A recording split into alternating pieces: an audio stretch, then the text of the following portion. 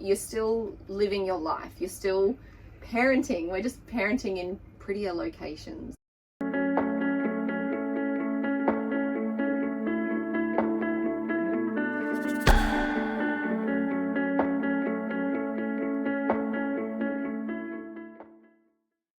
Hi, Big Black Bible. We're the Wellmans. Aaron, Elsie, Jack, and Jess.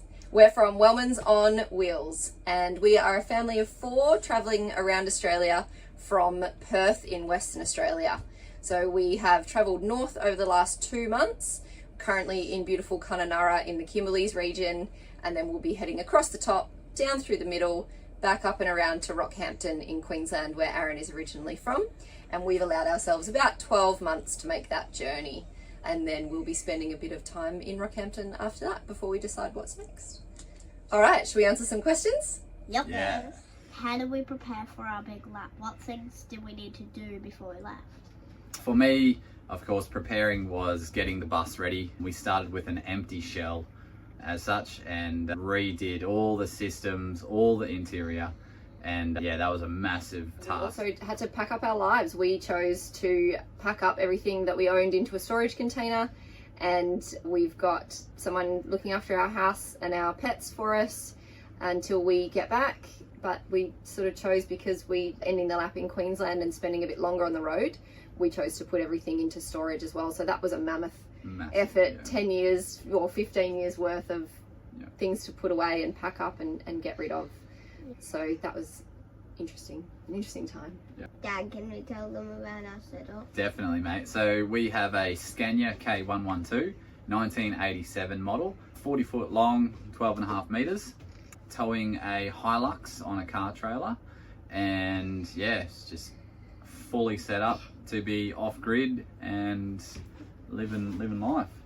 Choosing the right setup for us was something that we really spent a lot of time thinking about. We did go between, do we get a van, do we get a bus? And in the end, what we decided, the reason we decided to go with a bus is just to give us the space and the capacity to have a bit more on board. We could carry a little bit more weight. We knew that this was going to be home for anywhere from 1 year to 3 years. So we really wanted to make sure we were able to be comfortable and each of us have our own space. So for us, a bus was going to be, you know, give us that capacity. Definitely. And it also gives us a little bit more weight to make the bus completely off grid, which is what we wanted. Is there anything that we would change about our setup if we were starting again? I don't think so. I think for us, the setup that we have, we put so much thought into what we wanted and how we wanted it to be and the reasoning behind it. You know, we really considered our choices. So in the end, I think we have made the right choice for us. There's not really much that we would change, I don't think. What kind of camps do we stay at and why? We so far have stayed at a lot of caravan parks and station stays up the west coast, just purely because of the size of our rig. It can be tricky to find spots that we know we're going to fit into, and particularly in WA, there's not a lot of free camps where we would fit up through that region. We're finding more and more now as we get closer to the territory, and our plan is to stay on more free camps, gravel pits and rest areas as we go, just to balance out some of the costs. But you know, for the kids as well, caravan parks are a beautiful opportunity for them to make friends and socialize, and they love having a pool, access to a pool and some play equipment. So we try and find a balance. Definitely. How do we find the best camp? How do we find the best camps? Oh, WikiCamps. WikiCamps is my absolute Bible. I use WikiCamps all the time. I check the reviews, look at the photos. The filter to be able to see if we're going to fit or not, because we can, you know, click over to make sure that it's big rig friendly. WikiCamps. Google Maps as well. Get the satellite image down over the area, and yeah, it's just planning is definitely our friend. Definitely, especially for the size of our rig. Yeah. What is the best camping spot we've stayed at? What do you think, Jack? What's the best camping spot we've stayed at so far? Best camps. I reckon maybe Barn Hill and Bullara. What did you like about Barn Hill and Bullara?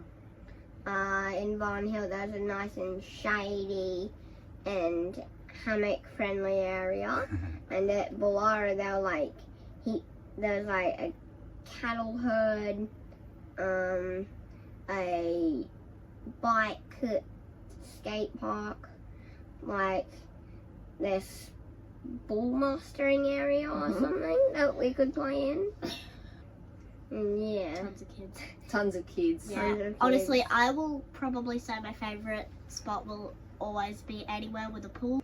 Yeah, we all really loved Barn Hill and Bullara. We've loved our station stays so far. They just have such a really relaxed vibe, and there's always families and other kids around. We really enjoyed being able to have a campfire. Barn Hill, I loved Barn Hill for the little rock pool down near the beach, and it was just a really beautiful setting, a big grass playground for the kids. Amazing colours. Yeah. Yeah, it's great. Really beautiful landscape. For me, I would say probably Karijini National Park was a massive highlight for the rock formations and swimming holes. But the actual caravan park that probably was set up the best for us would have been 80 Mile Beach, in my opinion. I really like that. Any advice we can give to future lappers about camp/caravan parks? I think phone ahead. I've always found that if I've phoned the caravan park and spoken to someone who's on site, it's just given us the opportunity to really ask for what we need and to check things like, what's the road in like? Is there overhanging branches? You know, we've always had a really great outcome from phoning. We've ended up with cheaper rates because there was a deal going that we didn't know about. Yeah, the people who are at those campgrounds, they're really knowledgeable and really helpful. So give them a call, speak to them. What's something we know now but we didn't know before we left? I know how to unhitch a trailer. I didn't know how to do that before we left. I probably should have. Yeah. What's our favourite thing about travelling? What's your favourite thing about travelling, guys? Ooh. Splash parks and pools. Splash parks. I was gonna say that. I'd say just exploring the place we're in, learning about what's here, inside and outside the park. Yep. Totally. For me, my favourite thing about travelling is just the freedom. To not be on a timetable, not be on someone else's schedule. We get to decide what we're doing with our day and when we're doing it. For me, it is the same, the freedom of just being on the road, seeing all the new sites and places and learning about the areas that we're in. Absolutely love it. Is van life everything we thought it would be? For me, definitely. I absolutely love the lifestyle. It's something that I've wanted to do since I was about 10 years old, and it's great to be able to be doing it with my family. Yeah, I think it is. It's everything that I expected it to be and more. What's a van life myth? It's not what you see on Instagram. It's not all beaches and turtles and sunshine. There's going to be days where the weather gets in the way of you doing something that you had planned, or something's going to break down, or somebody gets sick. I do think a myth about it is that it's all amazing all the time. What's a scary or funny thing that you remember from being on the road? One time I reeled in this huge blowy and Elsie was screaming like, "Get it in! Get it in! Get it in!" And she was screaming, but I couldn't get it in because my line kept going as the blowy was on the sand. So I couldn't reel it in. That was pretty funny, the big blowy being splashing up on the shore and everyone was freaking out. A scary time I can remember was while we were here, there was this big storm. It was my first time actually, how do I say it? On the bus. Experiencing a storm inside the bus. So that was pretty nerve-wracking for me. Yeah. But we were safe in the end. Yeah. Not so much scary or funny, but just one of the quirks of travelling, I think, was being at Osprey Bay on the beautiful Ningaloo coast with this beautiful beach setting, and our toilet broke. Oh. And poor Aaron had to bucket the toilet and carry buckets of everything over into the toilets and try and be fixing it. You know, just the irony of bucketing poo and wee in such a beautiful setting. That's not Instagrammable. As you guys are watching the sun go down. Yeah. Okay, what's an item that we couldn't live without? The aircon. The coffee machine. Aircon. The coffee Fish machine. and reel. I can't live without the coffee machine. We brought our Breville Barista Pro. Yeah, I'm not going without a coffee in the morning. Yeah, I'm not going without the aircon at all. The aircon's been pretty nice. That's been pretty good to have, especially in this weather. What's the downside of doing a big lap, guys? I'd say the long days driving. Definitely. Yeah, That's a yeah. downside, isn't it? All the big long drive. Just thinking about it. And I He's think for getting you tired. Elsie, and Jack, it's also missing your friends and stuff at school, isn't it? That's the hardest part. Yeah, missing people at home and missing our community. But there is a really wonderful community on the road as well. You meet loads of people, and we've made some really great new friends, and you sort of feel like you're building your own community as well. But definitely missing everyone at home. Big driving days, they're tough. Yeah. What was our financial plan for the big lap? Boring. Okay, well, Tough crowd. budget talk. The kids aren't interested. It looks like kids have bailed when we started talking about money and finances, so it looks like it's us answering the questions for the rest of the time. Yeah. Cool. Okay, what was our financial plan for the big lap? So pretty much trying to stick to a budget and allocating percentages to different activities and items on our trip. So we sold a business and a block of land, an investment block that we owned, to be able to afford the trip. So it gave us a fairly finite budget to work within. So we pretty much broke that down into different months and different expenses. We've got bus repairs and fuel. We've got about 20% of our budget allocated there. Accommodation is about another 20% of our budget. Food and groceries, including things like eating out and alcohol, is probably again about another 20%. We've got about 10% allocated there for activities and shopping and things like that, and then we've got about 10% of our budget sitting there. 10 to 15% is for just in case. We're kind of expecting things to go wrong, we're expecting things to happen that might cost money we weren't anticipating, so we've tried to keep some funds aside just for that reason.